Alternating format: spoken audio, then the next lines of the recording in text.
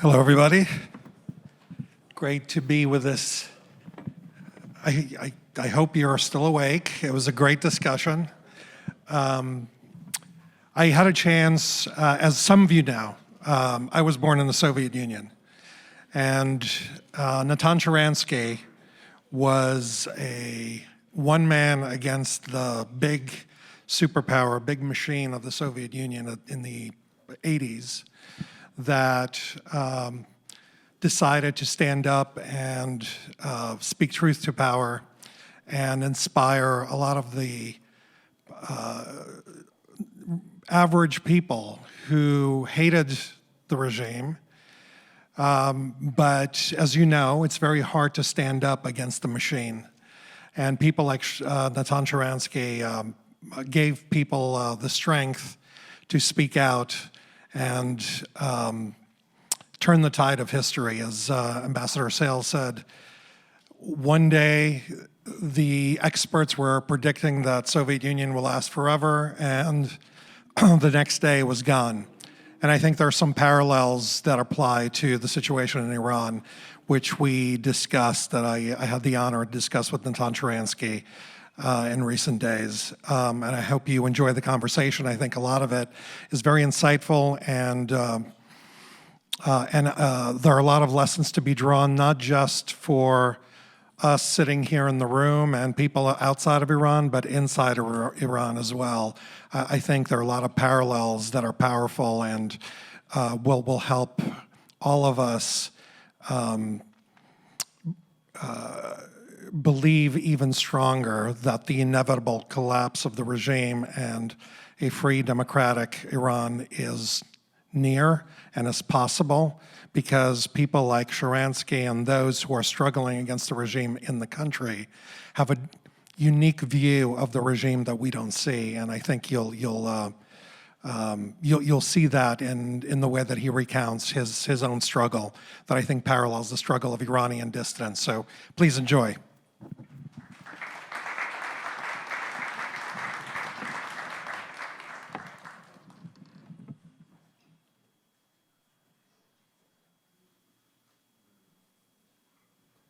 Natan Sharansky, welcome to the Iran conference. Thank you very much for joining us. It's a real honor to be able to speak with you today. Thank you. Thank you. I first heard your name when I was growing up in the Soviet Union. Your journey as a Jewish dissident made a deep impression on me as a Jewish kid. I've heard your name spoken by my parents when it was hard to speak about anti-Soviet ideas in the Soviet Union. And, you made a decision at a certain point to speak out against the regime and risk being arrested or worse. No one was predicting the Soviet Union's fall in those days. So, it must have been difficult to make a decision to risk your safety. So, did you think you'd succeed in challenging this big superpower at the time, or was it, was it a simpler decision? How did you make that decision? Well, it's true. In all the struggle, whether as an activist, whether as a prisoner who could be sentenced to death, whether serving my 9 years in Gulag, in the prison, the most difficult decision was the first one, to start this process of, first of all, declaring that you don't want to live in the Soviet Union, you want to leave Soviet Union, and second, to become dissident who's fighting for human rights, because this very first step meant that at the end of your career, that all the world which you are building for yourself is destroyed in one moment, that you will be, for sure, you will be searched, you will be interrogated, many of your friends will stop their connection to you. It will be a different world. But the moment you started, you joined it, you became a free person. For the first time in your life, you're not afraid to say things which you really think and believe in, to do only what you think is right. And that was quite relief. It was real liberation. So the first you got your freedom inside yourself. And the moment you started enjoying this life after being like Soviet slave for so many years. It's such a change that you don't want to go back. So first, it's inner freedom which you're getting for free the moment you decide to be dissident. And second, yes, we knew that it is huge and very strong empire. But we believe that though it looks such a invincible, it's the biggest power in the world, but you could see how it is rotten from inside, how weak it is from inside, how very few people really believe in this ideology. So you hope that in the end, thanks to your struggle, thanks to position of millions of other people, and hopefully thanks to the support of free world, which you never knew whether it will come or not come, that all these factors together will help you to win. So you hope. You know for sure that your life will be changed.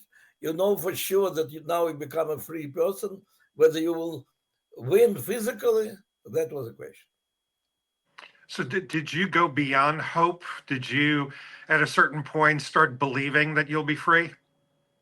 Yeah, well, the more I was involved in the dissident life, the life of Jews who wanted to get freedom as Jews, and the struggle for human rights in general, becoming one of the founding members of Helsinki Group, which really united different causes of different religious and national dissidents.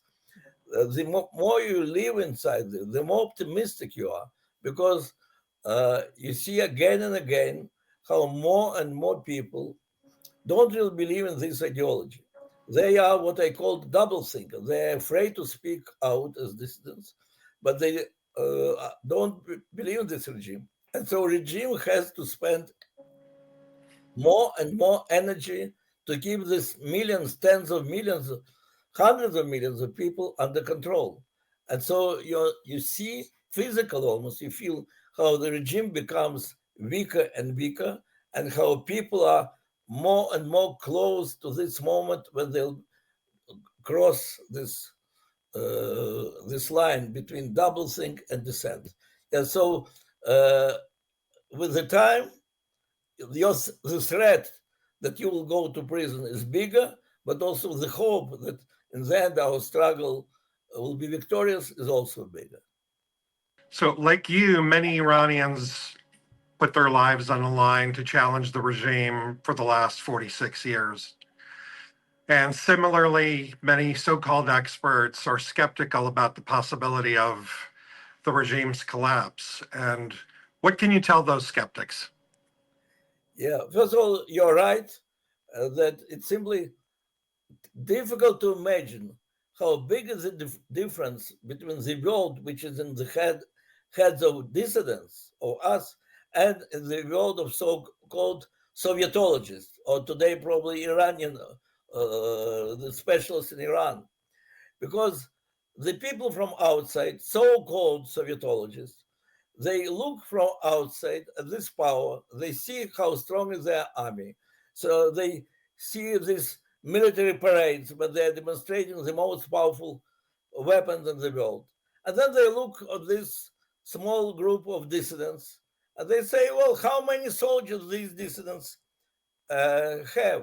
So, look, we can have a lot of sympathy to these people who want to be free. But in real politics, we have to deal with the powers. And here is the power in front of us. And as a result, it's interesting, we dissidents, even in prison, we were seeing how weak from inside the system is. And we were predicting its failure. And even some weeks before Soviet Union fell, the specialists in America, in universities, we are predicting that Soviet Union, with all this communist ideology, is forever. And in the end, this falling of the regime is happening very quickly, because the number of dissidents, no, the number of double thinkers, of those who are afraid to speak but don't trust the regime, is growing all the time. And at some moment, when some people stop being afraid and they cross this line, millions others join them, and that is the moment of revolution. And it happens suddenly for people outside who don't understand this process. It comes from nowhere, suddenly. For dissidents, for people who are fighting from inside, who understand the weakness of the regime, it's a logical result. So to all these specialists who predict that this Iranian regime is forever, you'll be surprised. But it depends also on you how quickly you'll be surprised. So on that note, you've always championed the Iranian people's struggle for freedom. You've said the West should stand with the Iranian democratic opposition. You said the Iranian people are the real allies of the free world. How do you think the Iranian dissidents and the opposition can win the support in the West? Well, Iranian dissidents, first of all, have to remind to the West that as long as this regime, this totalitarian regime, this fanatical regime, which religiously believes in fighting the free world, as long as it exists, it's a danger. It's danger for your security, and it's not accidental that you're so concerned about non-conventional weapons of that regime. And you're right to be concerned, but you also should be concerned about non-conventional nature of this regime, which really believes in happy life in the next world if they're killing enough people in this world. And that's why it must be interest of your security, of defending your world, that the dissidents will prevail, that democratic Iran will emerge. And now look at this dissidents. How you can know what is really happening in that regime? Only thanks to dissidents. How can you know that Iranian people really want to live in freedom? Only through those demonstrations of these brave women and students and dissident activity.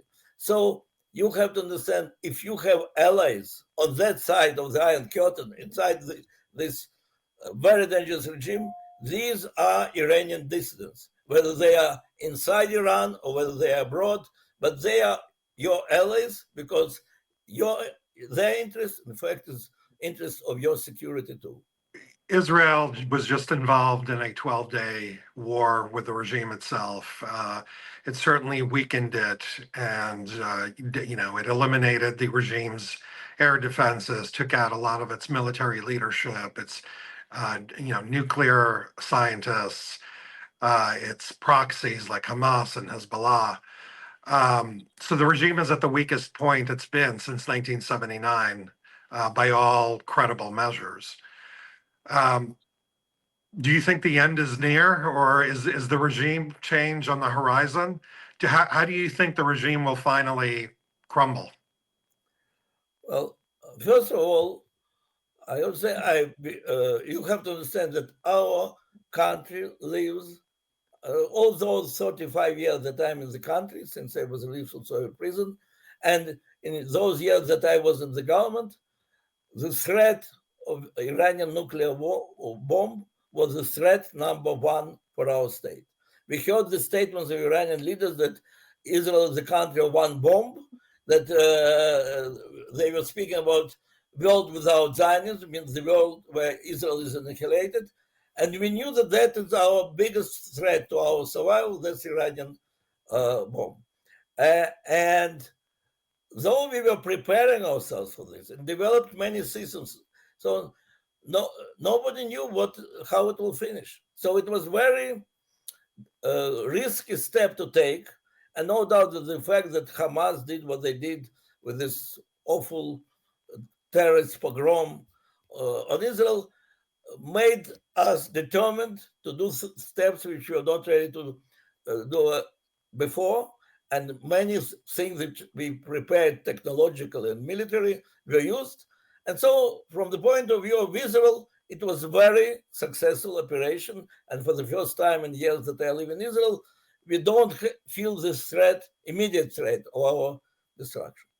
Second, I have to say that this fear and hatred towards the regime was never translated into the attitude towards the Iranian people. In fact, I would say that even Jews who came from Iran have a lot of love and respect to their own civilizations that they feel themselves part of.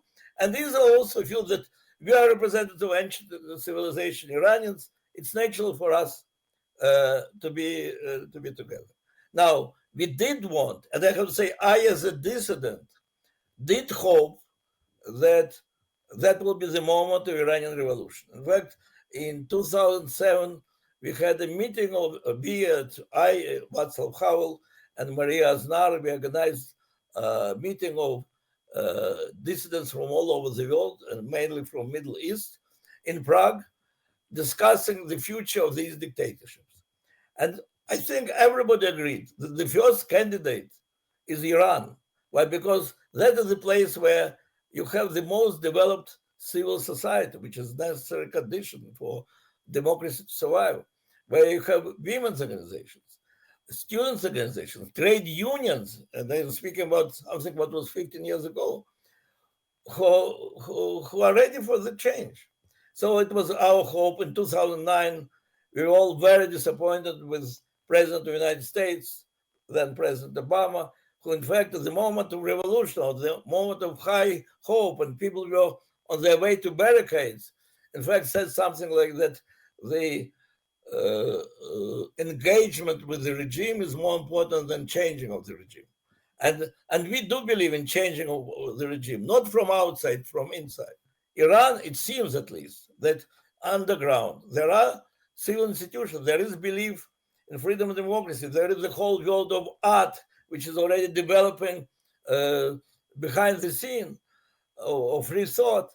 So I do hope. I heard from some people, if only the war would continue for another week, then there could be revolution. I don't know whether it is right or not, but yes, we want it.